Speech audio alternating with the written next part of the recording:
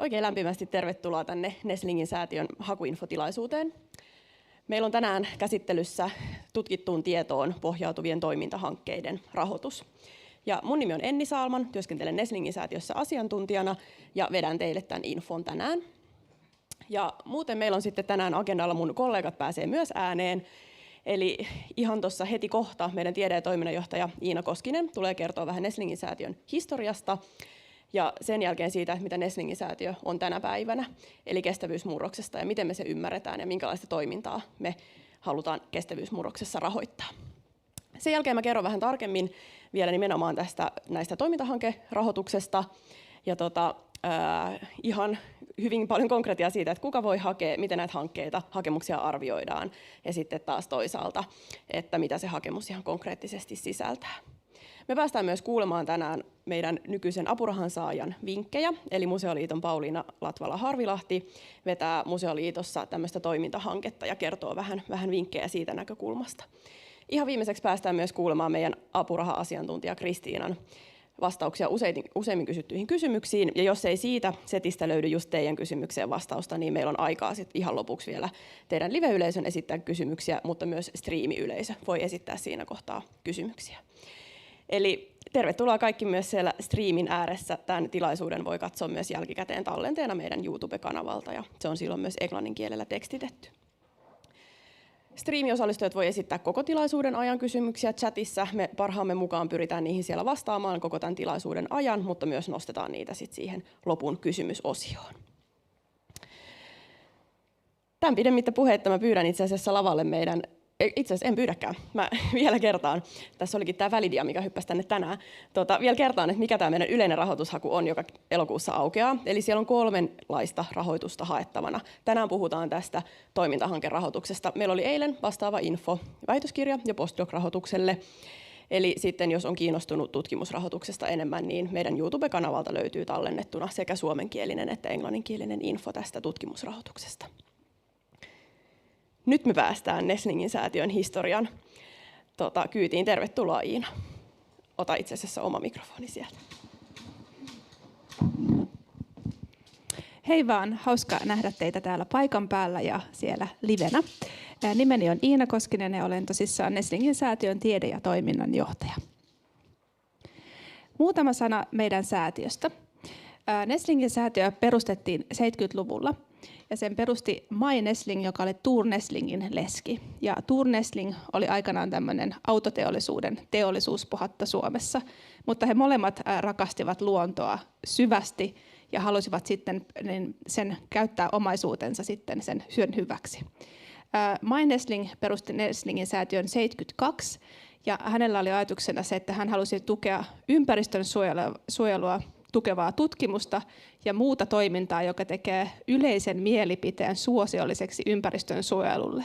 Eli jo silloin 70-luvulla Mai ajatteli, että sen lisäksi, että tehdään tutkimusta, on tärkeää, että on sitä tukevaa, jos nyt nykytermein sanoisi niin kuin viestintä- ja vuorovaikutustoimintaa. Ja tämä on aika hyvä jatkumaan nämä toimintahankkeet tälle Main alkuperäiselle idealle sieltä 70-luvulta.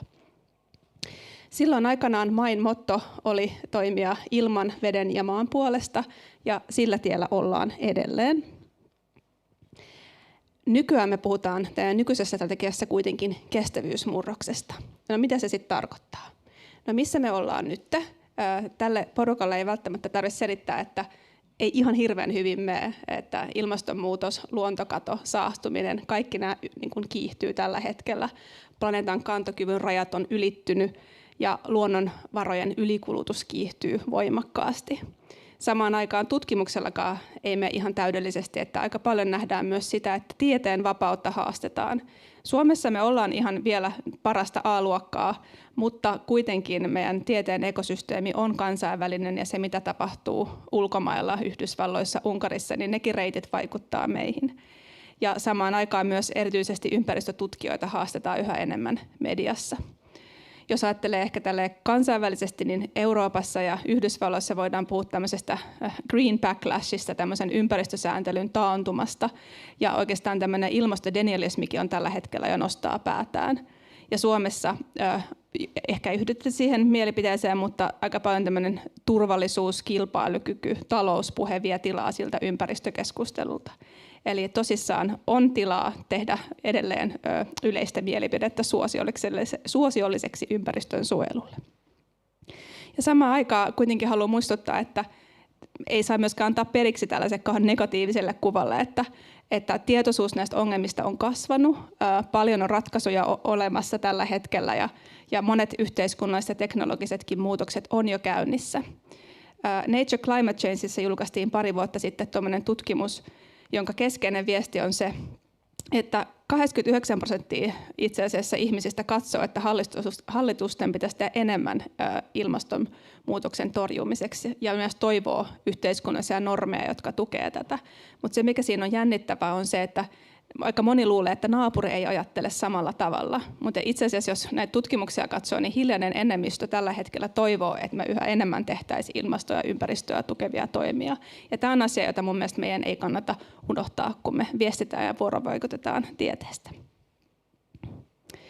No, mitä sitten kestävyysmurros meille merkitsee?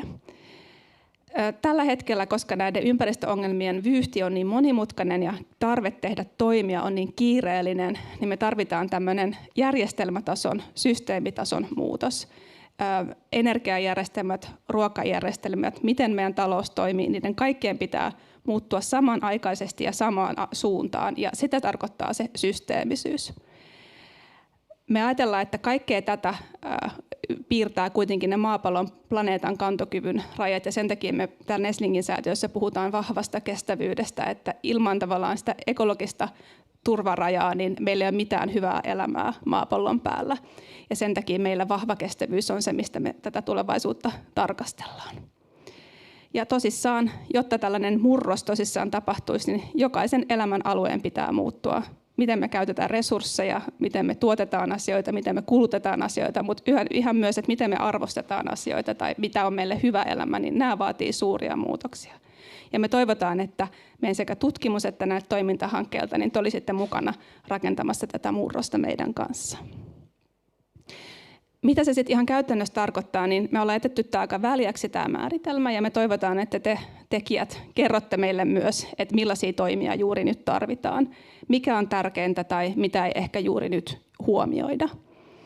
Eli tämä on nyt tärkein kysymys teille, kun pohditte rahoitusta, että millaista hanketta meille lähdette tarjoamaan, niin miten se teidän oma, tässä on tutkimus, mutta myös hanke kytkeytyy näihin tavoitteisiin ja sen kestävyysmurroksen edistämiseen. Tässä on jotain näkökulmia siihen, miten sitä hanketta voi tarkastella. Voitte katsoa, että miten se hanke kytkeytyy planeetan rajojen turvaamiseen, miten se kytkeytyy tämmöisiin niin kutsuttuihin sosioekologisiin järjestelmiin, eli niihin semmoisiin kytköskohtiin, joissa luonnonjärjestelmät ja yhteiskunnan järjestelmät kohtaa ja jotka muuttuessaan aidosti tuottaa sitä muutosta ja murroksellisuutta. Miten se auttaa ymmärtämään jonkun tämmöisen sosioekologisen järjestelmän rakenteita tai kehitystä tai toimintaa, tai millaisia ratkaisuja ja käytäntöjä tuottaa tämä teidän hanke. Tuossa lukee myös tietoa, mutta tosissaan näissä toimintahankkeissa ei ole tarkoitus tehdä tutkimusta, vaan viedä sitä tutkittua tietoa yhteiskuntaan. Se on tärkeä huomio. Tutustukaa, meidän sivulta löytyy meidän määritelmä kestävyysmurroksesta, niin lukekaa ja haastakaa ja kritisoikaa ja esittäkää teidän näkökulma siihen sitten, kun haette meiltä. Ja tärkeintä on, että siitä hankkeesta löytyy aito kytkö siihen murrokseen. Eli me ei haeta hankkeita, jotka ylläpitää tätä nykyistä maailmanmenoa tai hakee siihen jotain tämmöisiä asteittaisia muutoksia, vaan meitä kiinnostaa aidosti sen systeemisen murroksen vauhdittaminen. Niin toivon kovasti, että teiltä löytyy siihen hienoja hakemuksia. Kiitos.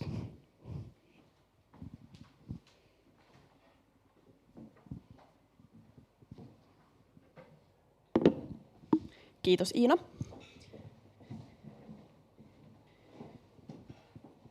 Me päästään seuraavaksi hyppäämäänkin ihan suoraan näihin toimintahankkeisiin, kuten me niitä kutsumme. Ja tässä teille näkyy meidän verkkosivuiltakin löytyvä ikään kuin me kutsumme sitä myös hakukuulutukseksi, eli minkälaisia asioita me etsitään tässä syksyn eli elokuussa aukeavassa rahoitushaussa. Ja se hakukuulutus kuuluu näin. Etsimme yleisessä rahoitushaussa aktiivisia tutkijoita ja toimijoita, joiden hankkeet vauhdittavat luonnon järjestelmien ehdoilla tapahtuvaa kestävyysmurrosta. Tämä on aikamoinen rimpsu, mutta meidän verkkosivulla ollaan myös avattu kaikki tämä, mitä Iina äsken teille kertoi. Voitte sieltä ajan kanssa sitä käydä läpi ja käydä vaikka vähän kurkkimassa, että mitä muuta me ollaan aiemmin rahoitettu, niin se kyllä alkaa siitä sitten keriytyä auki. Ja eilen puhuttiin erityisesti tutkijoille, tänään on sitten fokuksessa te toimijat. Tässä on oikeastaan semmoinen ensimmäinen ikään kuin tarkastuslista, mitä voitte vähän lukea sillä silmällä, että löydättekö itsenne ja sen mahdollisen hankeideanne tästä listasta. Eli mikä on todella tärkeää huomioida, niin näissä hankkeissa ei tehdä tutkimusta. Näissä ei tehdä uutta tutkimusta, ei edes sen hankkeen osana, mutta nämä hankkeet pohjautuu tiiviisti tutkittuun tietoon. Ja uutena itse asiassa tänä vuonna ollaan vähän muutettu tätä. Kaikilla hakijoilla tulee olla suomalainen Y-tunnus. Tämä ei tietysti poissulje vaikkapa yksittäisiä hakijoita, mutta sitten vaan täytyy olla jotain kautta Y-tunnus, tehdä vaikka sitten toiminimen kautta tai esimerkiksi jonkun yhdistyksen alla. Edelleen rahoitusta voi hakea 50 000–100 000 euroa, mutta sen voi nyt uutena jaksottaa maksimissaan 2 vuodelle. Eli aiemmin pystyi hakemaan vain vuoden hanketta, mutta nyt voi hakea 1–2 vuoden hanketta.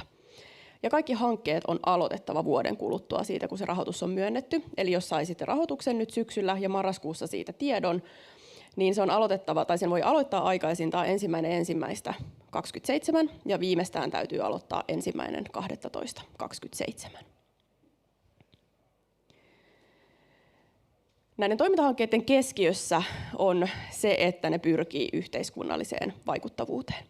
Ja mitä se sitten käytännössä tarkoittaa, on se, että hyvin tyypillisesti sen hankkeen keskiössä on siis muutos, eli se tie kohti kestävyysmurrosta, koski se sitten mitä alaa tahansa.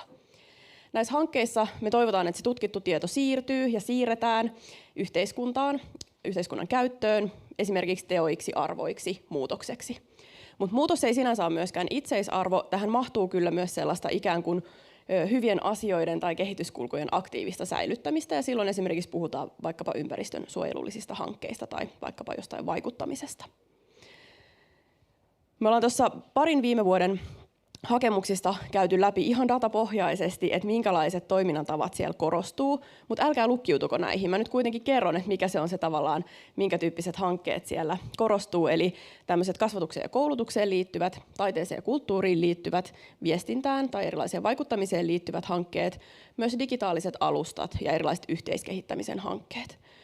Mutta missään nimessä ei kannata ajatella, että tämä on se toiminnan tapa, mitä kannattaa toteuttaa, koska siis meiltä haetaan kymmeniä erilaisia hankkeita. Ja me itse asiassa erityisesti toivotaan, niin kuin Iina sanoikin, että te kerrotte meille, että minkälaista toimintaa kestävyysmurroksessa juuri nyt tarvitaan. Kehotamme siis luovuuteen. No millä kriteereillä näitä hankkeita ja hakemuksia sitten arvioidaan? Tämä lista löytyy ihan identtisenä meidän verkkosivuilta. Voitte sitä sieltä ajan kanssa sitten ja rauhassa tutkia. Mä käyn aika nopsasti tämän tässä nyt läpi. Mutta ajatuksena on siis se, että meidän arvioitsijat arvioi hankkeet ikään kuin 4 kategorian mukaisesti ja pisteyttää kaikki sitten 1–5. Ja nämä 4 kategoriaa on, ensimmäisenä siellä on kestävyysmurrospotentiaali ja sen alla ikään kuin osa-alueita, joita arvioitsijat katsoo tarkemmin, niin hankkeen kytkös luonnonjärjestelmät turvaavaan kestävyysmurrokseen sekä hankkeen kyky löytää tämmöisiä kestävyysmurroksen vipupisteitä, eli niitä pisteitä, joiden kautta vivuttaa muutosta eteenpäin. Toinen kategoria, jonka arvioitsijat pisteyttää, on hankkeen yhteiskunnallinen vaikuttavuus. Ja siellä tarkastellaan tarkemmin sit hankkeen yhteiskunnallista isoa merkitystä, minkälaisia ne hankkeen tulokset, minkälainen sovellettavuus niillä hankkeiden tuloksilla on, sekä miten tästä hankkeesta viestitään tai miten siinä tehdään sidosryhmien kanssa yhteistyötä. Ja koska nämä on tutkittuun tietoon pohjautuvia hankkeita, niin sitä tiedepohjaa arvioidaan sieltä tietysti myös. Ja tämä tehdään lähdeluettelon avulla. Eli tämä on myös tärkeä huomio laittaa nyt muistiin. Tästä vuodesta eteenpäin tuo lähdeluettelo on pakollinen osa hakemusta. Aiemmin se ei ole ollut pakollinen, mutta nyt täytyy tehdä pakollisena myös lähdeluettelo, jotta sitä tietopohjaa voi sitten aidosti arvioitsijat arvioida. Sen lisäksi arvioidaan sitten toteuttajan ja hankeryhmän osaamista yleisesti.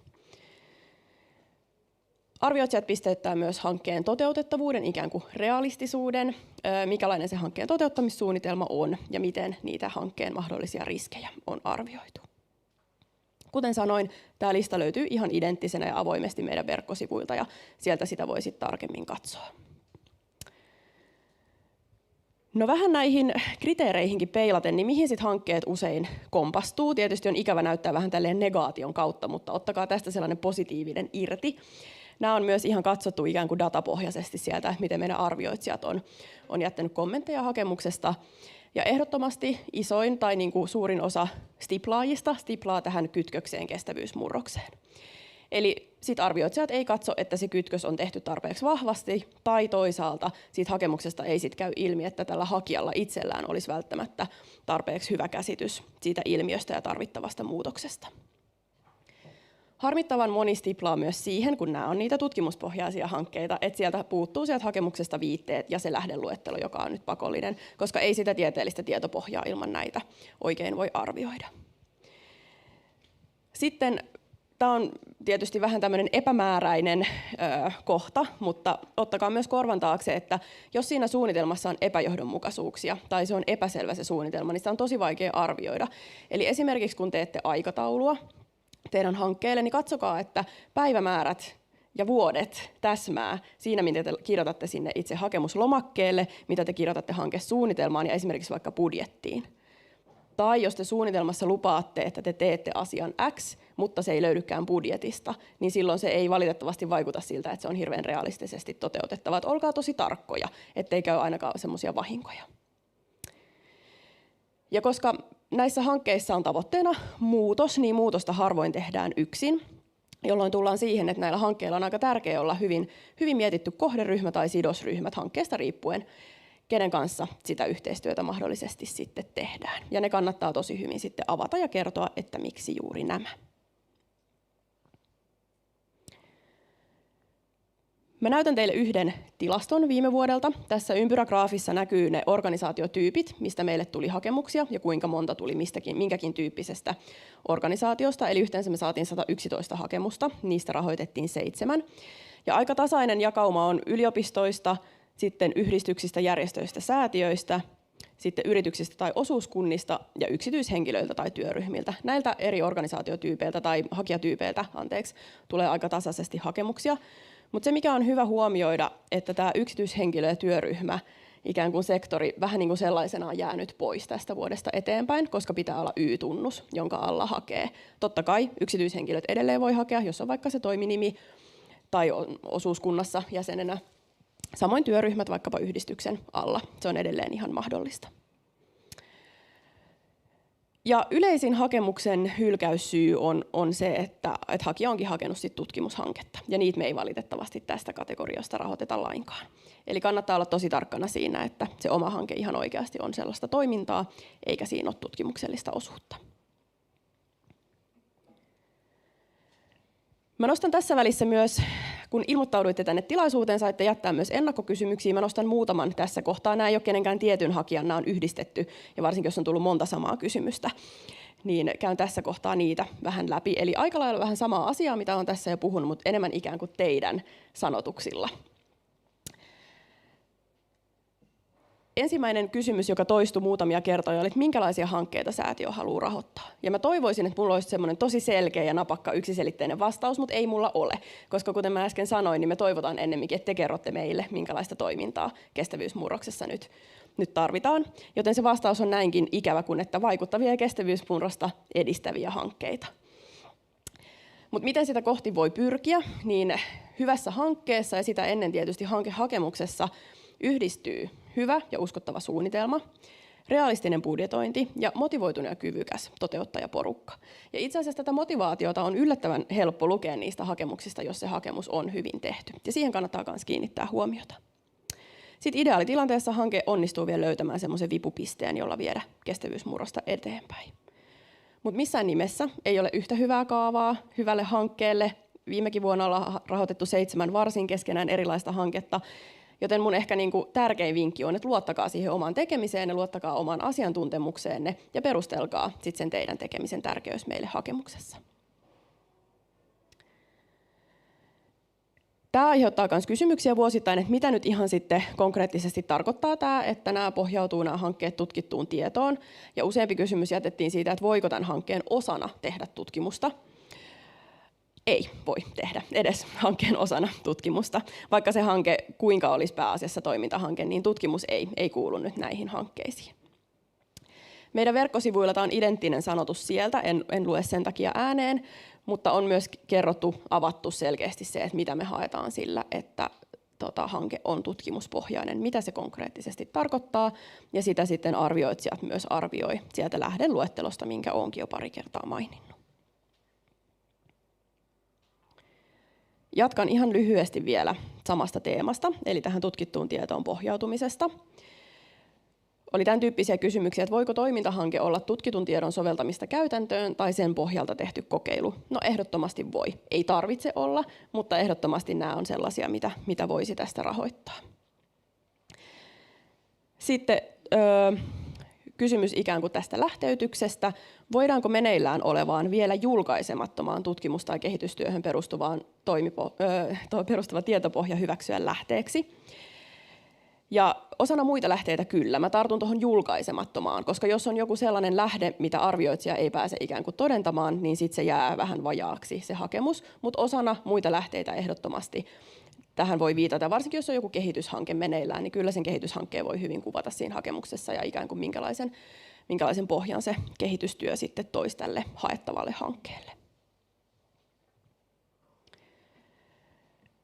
Vielä viimeinen liittyen tähän Y-tunnukseen, joka nyt vaaditaan hakijoilta. Tässä on nyt kysymys, että voiko PK-yritykset hakea, mutta koskee ihan mitä tahansa yrityksiä ja kaupallista toimintaa harjoittavia tahoja. Kyllä voi hakea, mutta koska me ollaan yleishyödyllinen säätiö, niin me ei voida rahoittaa liiketoimintaa tai liiketoiminnan kehittämistä, jolloin sit, jos yritys saa meiltä rahoitusta, niin sen hankkeen tuotoksen on oltava avoin ja yleishyödyllinen. Ja me ei esimerkiksi voida myöskään sit yrityksille tai kaupallisille toimijoille maksaa tämmöistä yleiskustannusosuutta, mutta tästä on vähän tarkemmin kerrottu meidän verkkosivun ohjeissa, että jos olette yrityshakija, niin kannattaa sieltä käydä katsomassa tarkemmin. Muuten sitten kuka tahansa, jolla on Y-tunnus, voi hakea, eli on sitten yhdistyssäätiö, yritys, osuuskunta, mikä ikinä.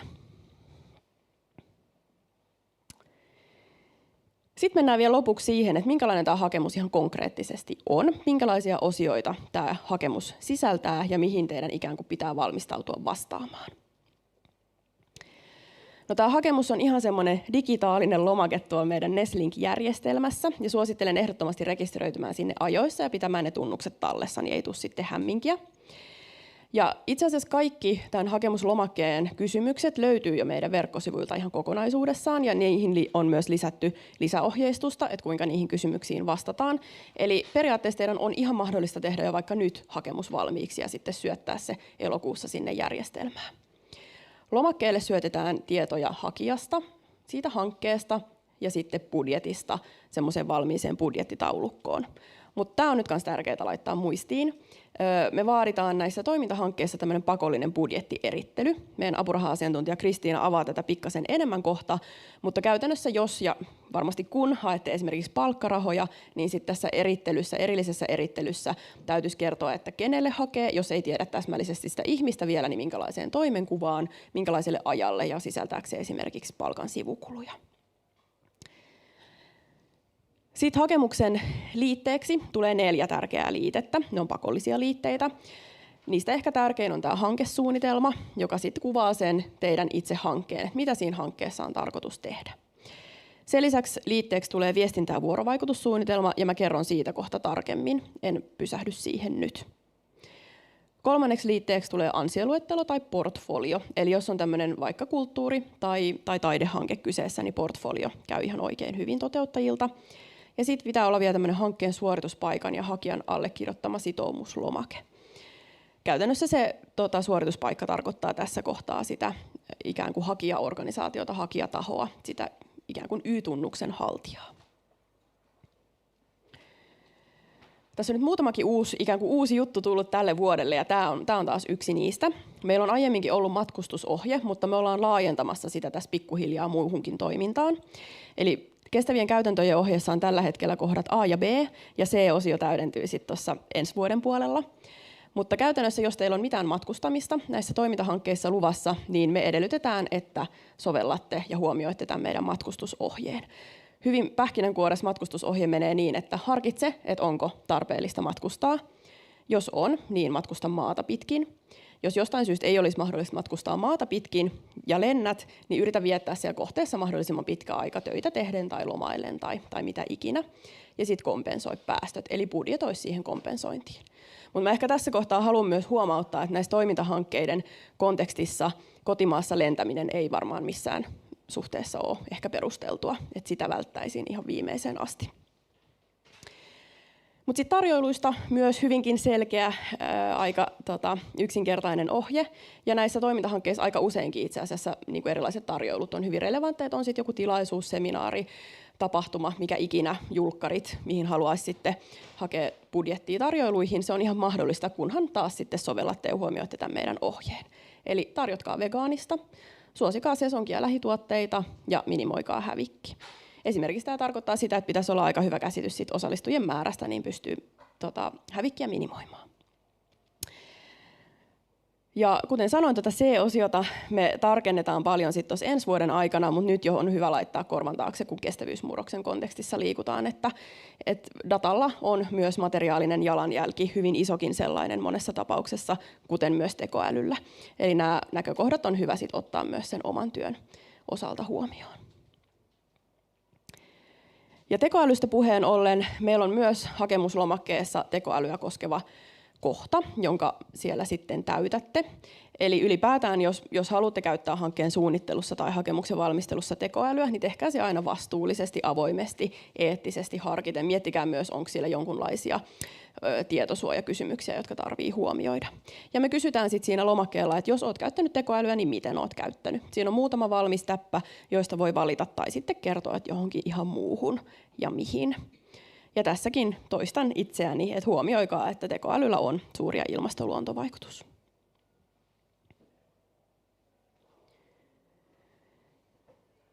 Sitten mä hyppään tähän viestintä- ja vuorovaikutussuunnitelmaan,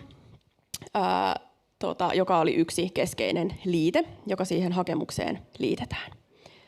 Tämä voi tuntua ehkä vähän hassulta, jos teillä on mielessä hyvin viestinnällinen hanke, niin kuin usein on. Niin kuin jos ehkä muistatte, niin meiltä aika paljon haetaan tästä kategoriasta viestintähankkeita. Niin mitä oikein tarkoittaa viestintähankkeen viestintä- ja vuorovaikutussuunnitelma, niin mä yritän vähän avata tätä eri näkökulmista. Koska tässä voi olla hyvinkin maalaisjärkinen ja ajatella, että teillä on 2 sivua käytettävänä siihen hankesuunnitelmaan ja 1 sivu viestintä- ja vuorovaikutussuunnitelmaan. Ja te voitte hyvin miettiä, että mitkä osat siitä teidän hankesuunnitelmasta sopii itse asiassa paremmin siihen itse hankesuunnitelmaan ja mitkä sitten osaksi viestintä- ja vuorovaikutussuunnitelmaa. Jos on hyvin viestinnällinen hanke, käyttäkää maalaisjärkeä, mutta jos on esimerkiksi sen tyyppinen hanke, että siitä valmistuu jokin teos tai tuotos, niin sitten on ehkä hyvin relevanttia, että se saa myös yleisönsä jossain kohtaa. Niin silloin viestintä- ja vuorovaikutussuunnitelmassa voitte suunnitella sitä, että miten te johdatatte yleisön sen teidän teoksen ääreen. Tai jos teillä on joku vaikka yhteiskehittämishanke, johon te tarvitsette osallistujia, niin sitten voitte viestintä- ja vuorovaikutussuunnitelmassa käyttää tilaa siihen, että mietitte, että miten nämä osallistujat saadaan sitten varmasti mukaan. Ja sitten taas toisaalta, että miten siitä hankkeesta viestitään sen aikana tai jälkeen. Mä en käy tätä kysymyslistaa nyt läpi, koska tämäkin löytyy identtisenä ja yhtä kattavana meidän verkkosivuilta. Voitte sieltä rauhassa sitten käydä nämä läpi. Ja tässä voi tosiaan olla niin, että jollekin hankkeelle kaikki kysymykset ei ole ihan yhtä relevantteja, niin siinäkin voi käyttää sitten omaa harkintaa, että vastaa sitten niihin itselle erityisesti relevantteihin osioihin. Me päästiin mun monologin loppuun ja seuraavaksi meillä on ilo kuulla meidän apurahan saajaa Pauliina Latvala-Harvilahtea, joka johtaa yhtä tämmöistä toimintahanketta tuolla Museoliitossa. Ja ole hyvä, Pauliina. Pääset kertomaan ihan konkreettisia asioita. Kiitos. Kiitos paljon. Ja hyvää iltapäivää kaikille täällä Puistokadulla oleville sekä etänä linjoilla oleville. Mä oon tosiaan Pauliina Latvala-Harvilahti ja meillä alkoi muutama kuukausi sitten huhtikuun alussa toimintahanke Suomen Museoliitossa nimeltä Kohti ekososiaalista sivistystä, museoiden tulevaisuusperintöverkosto kestävyysmurroksen vauhdittajaksi. Ja tosiaan aivan mahtava oli tuo edeltävät puheenvuorot, jotka kertoi ja sanallisti paitsi tätä säätiön tavoitteita ja ikään kuin tätä yhteistä tavoitetta kestävyysmurroksen parissa, mihin pyritään kaikki ja toisaalta sitten näitä käytännön ohjeita. Ja mä ajattelin, että mä kerron teille vähän semmoisen tiivistelmän siitä, miten meidän hanke rakentui ja toisaalta sitten muutamia käytännön vinkkejä. Eli ensin sanon, että mä olin muutama päivä sitten Alvar Aalto-näyttelyssä Finlandia-talossa, jossa oli ihana isolla tämmöinen heijastettu tekstiseinä, että luovuus syntyy vuorovaikutuksesta.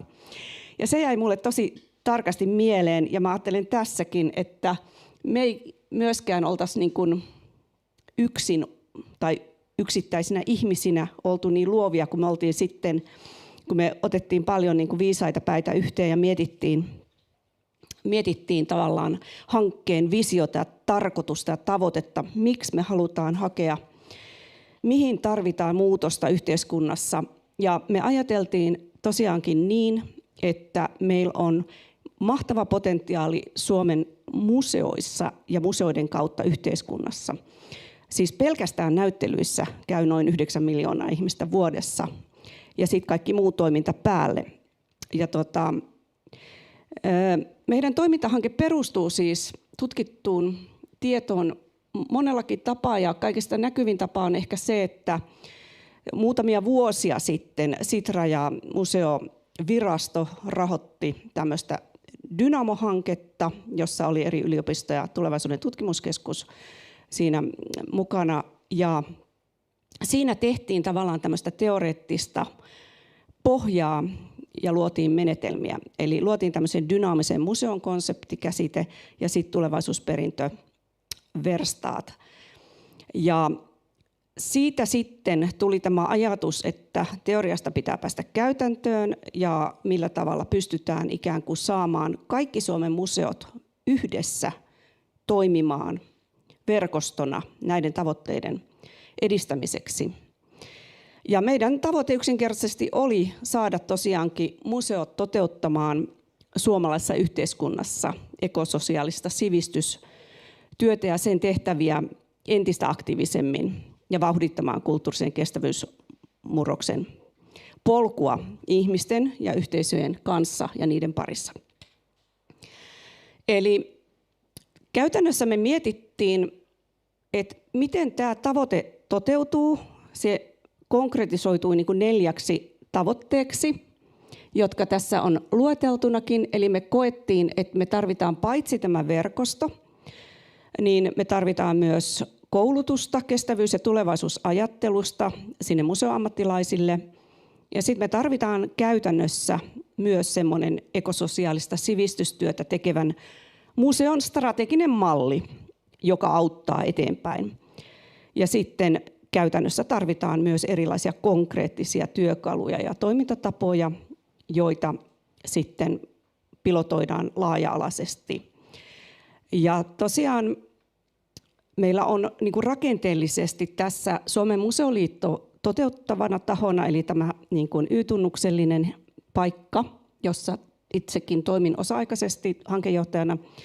Ja sitten sen rinnalla me otettiin niin kuin hakemukseen mukaan tämmöisiä kehittäjämuseoita, muutama kappale, joilla on erityisesti jo ollut intressejä näihin kestävyysmurroksen teemoihin, ja ei se ole mikään salaisuus, että niin siis on mereen ja metsään liittyvä museot, eli Forum Marinum ja Suomen metsämuseo Lusto sekä Suomen valokuvataiteen museo. Ja sitten toisekseen sen lisäksi kutsutaan myös avoimesti tämmöisiä pilottimuseoita sitten näitä työkaluja kokeilemaan ja arvioimaan myös.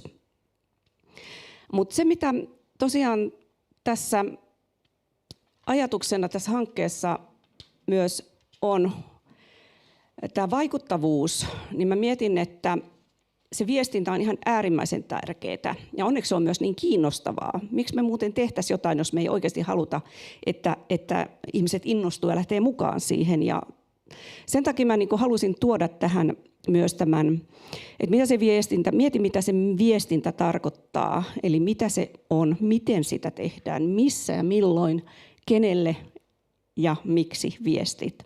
Ja meillä esimerkiksi Museoliitto on niin kuin vahvan viestintäosaamisen takana hankkeessa, ja Museoliitolla on valtakunnallisesti kontakti koko Suomen museoihin, eli sen takia myös tätä hanketta haluttiin sijoittaa Museoliittoon. Sen lisäksi siellä on valmiit koulutuskäytänteet ja historia koulutukselle. Ja tietenkin viestintä on sekä suullista että kirjallista, ja mekin hyvin paljon jalkaudutaan erilaisiin tilaisuuksiin, missä pystytään viemään sitä viestiä eteenpäin. Lähinnä kotimaissa, mutta huvittavaa oli myös se, että nyt esimerkiksi ensi viikolla kansainvälisiä toimittajia on tulossa tuonne Metsämuseon Lustoon, jossa meillä on puheenvuoro. No sitten tietysti monetkin eri sidosryhmät on jo museoiden lisäksi ottanut yhteyttä ja on kiinnostuneita, eli tietyllä tavalla mielessä on myös vähän semmoinen Museo Plus vaikuttavuuden näkökulmasta tähän dialogiin. No hyvin tärkeää, kun hanketta rakentaa, niin on miettiä tietysti sitä sisäistä dialogia myös, eli kaikkien mukana olijoiden tulee olla ikään kuin yhtä innostuneita siitä tavoitteesta ja näistä syistä, miksi tämä on tärkeää toteuttaa. Ja meidän tapauksessa se tietysti tarkoittaa myös, mainitsin näitä mukana olevia museoita, niitä kutsutaan kehittäjämuseoiksi, ja sitten meillä on tämmöinen sparrausryhmä, jossa on yksi professori ja sitten, tai oikeastaan 2 professoria ja sitten 1 museoalan ammattilainen. Ja toki sitten tietysti tutkimusta tässä ei tehdä, niin kuin sanottu jo aiemmin, mutta tietysti myös tutkimusverkostot on kiinnostuneet tällaista tulevaisuus- ja kestävyys niin kuin ajattelun vahvistamisesta organisaatioissa myös ja suuren yleisön kanssa loppuviimein sitten sekä museoiden kautta että muutoin on tämä viestinnän tavoitteet. Eli ajatuksena tosiaan se, että ei toimita pelkästään myöskään museoiden seinien sisällä, vaan ikään kuin sitä museoiden vaikuttavuutta tuodaan vahvasti myös seinien ulkopuolelle. Ja semmoista 5 vinkkiä tässä isoin on se ensimmäinen, siinä kuka olet. Eli ajattelin, että se lähtee kyllä ihan siitä tavallaan, että jokainen miettii sitä, että mitkä on ne arvot, joiden pohjalta toimit tai mihin haluat käyttää elämässä aikaasi. Eli tavallaan mikä on sun myös osaaminen ja tulokulma yhdessä muiden kanssa, tiimin kanssa siihen aiheeseen ja ikään kuin tämmöinen lintuperspektiivi, että mihin halutaan vaikuttaa.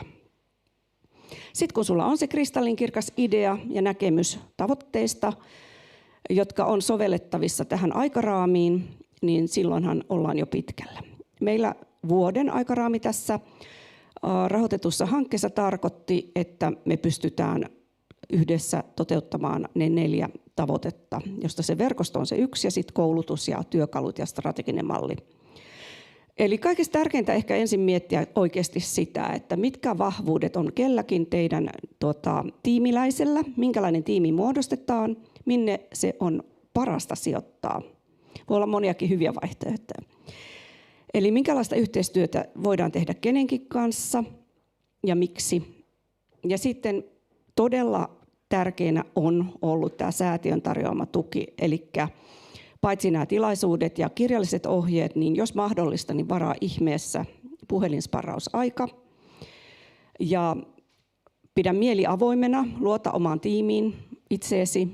Eli mielestäni tässä tämmöisten innovatiivisten tavallaan hankkeiden, toimintahankkeiden kohdalla se muutos on siellä koko ajan sen tavoitteena, mutta kaikkia yksityiskohtia ei aina voi sementoida, että tietynlainen mielen joustavuus kannattaa myös ja tietynlaisia muutoksia on mahdollista siellä tapahtua sitten.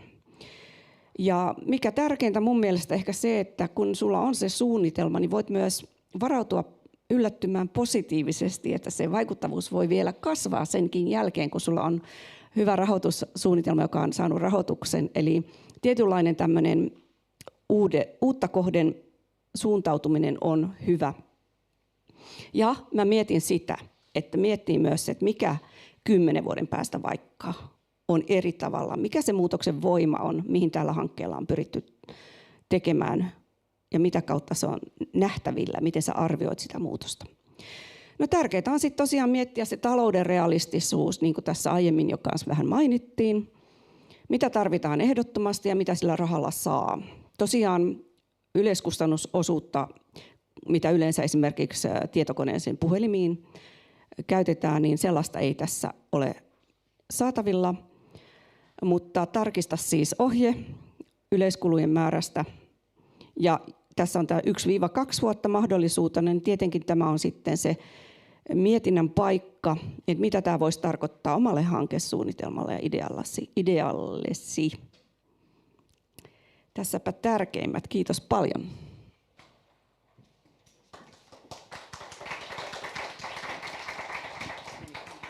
Kiitos Pauliina, ihan erinomaista ja oikein hyvin pysyit aikataulussa. Meillä on vielä seuraavana vuorossa meidän apuraha-asiantuntija Kristiina, joka tulee vastaamaan tämmöisiin joka vuosi oikeastaan yleisiin tai usein toistuviin kysymyksiin. Mutta jos teillä on kysymyksiä nyt mielessä, niin pitäkää ne mielessä, laittakaa ehkä muistiin, koska me ehditään vielä sit ottaa yleisökysymyksiä hyvin tähän lopuksi. Mutta sitä ennen, ole hyvä Kristiina.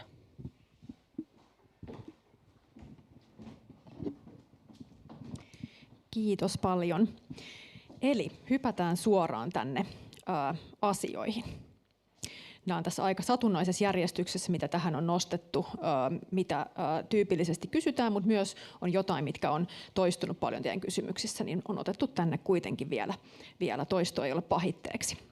Lähdetään siitä ihan ensimmäisestä liikkeelle, eli voiko kerran meiltä rahoituksen saanut toimija hakea rahoitusta uudestaan? Sama hakija voi hakea meiltä toimintahankerahoitusta myös uudestaan, mutta tällöin on edellytyksenä se, että edellisen Neslingin säätiön rahoittaman hankkeen se loppuraportti on lähetetty ja se on meillä käsitelty, koska näissä sitten pelkästään sitä uutta hakemusta, niin sen lisäksi aina arvioidaan myös vähän sitä, että miten se edellinen hanke on toteutunut ja onnistunut. No entä sitten milloin hanke on viimeistään aloitettava, entä päätettävä? No meillä tosiaan on sääntönä se, että aina sen seuraavan kalenterivuoden aikana tulee hankkeiden alkaa. Eli aikaisintaan silloin tammikuun alussa ja aivan viimeistään 1. joulukuuta. Mutta jos tulisi jotain siinä, että on suunnitellut, että hanke alkaisi jo tammikuusta tai vaikka helmikuussa ja tulisi jonkunlainen viive, niin siinä kyllä todellakin voidaan joustaa, mutta se aivan viimeinen hetki aloittaa se hanke on se joulukuun alku. Mutta sitten tosiaan hanke voi kestää sen 1-2 vuotta.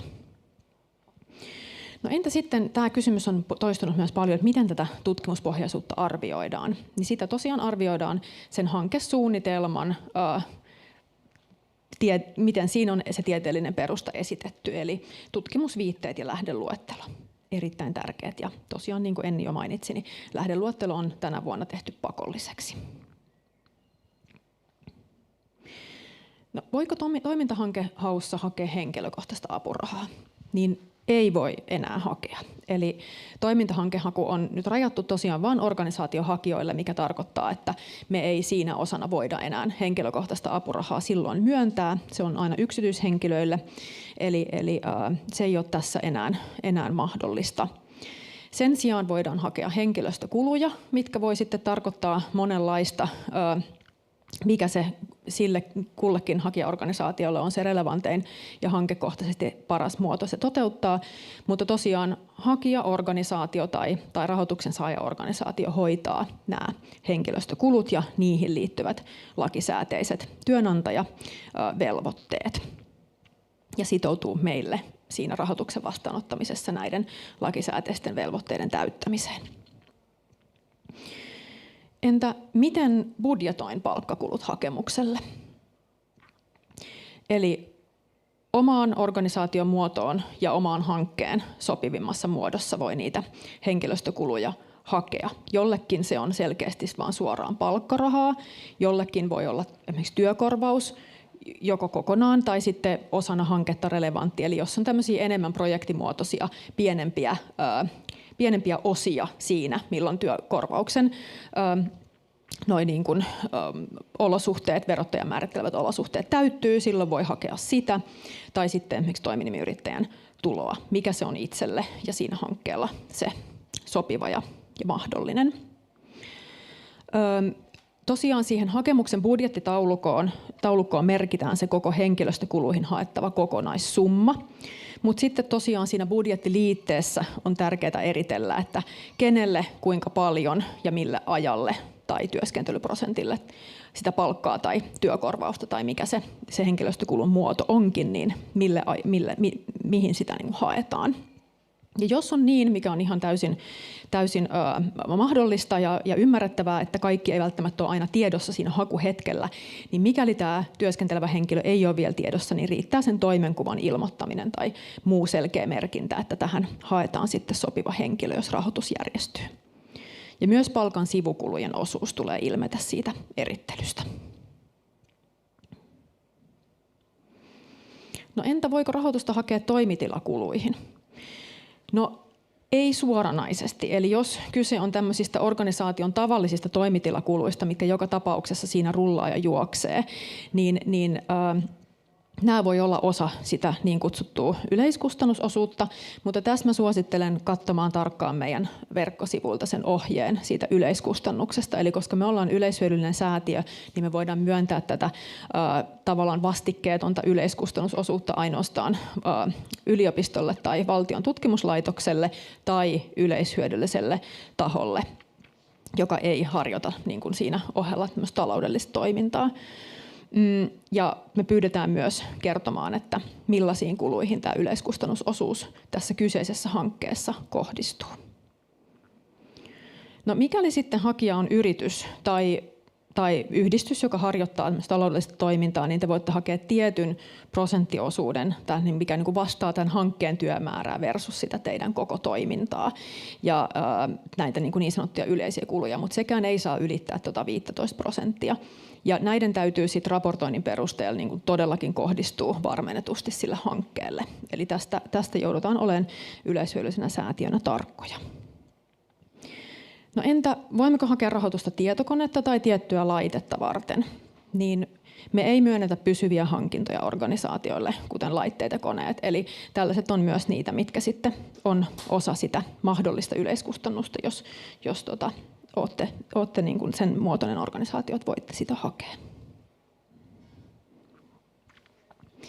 Siinä nämä ehkä päivän polttavimmat ja kysymyksistä ja sen jälkeen tässä vielä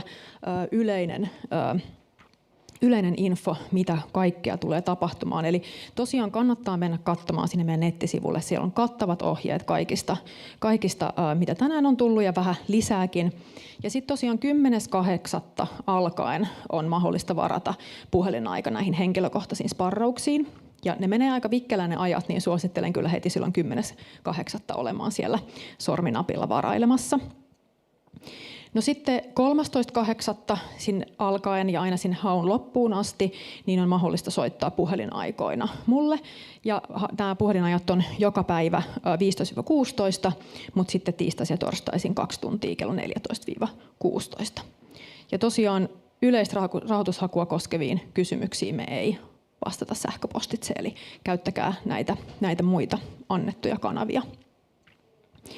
Ja ehkä myös sellainen oikein niin kuin viimeinen vinkki on se, että olkaa ajoissa teidän hakemuksen kanssa, koska tyypillisesti käy aina näitä, että joku saattaa olla siellä vielä, vaikka haku sulkeutuu minuuttia vaille puolen yön, niin joku on siellä sorminapilla silloin ja sitten ehtiikin mennä kiinni ja ei saa hakemusta jätettyä, niin se on kurja tilanne, niin olkaa ajoissa, ettei jää ihan sinne viimeiselle minuutille.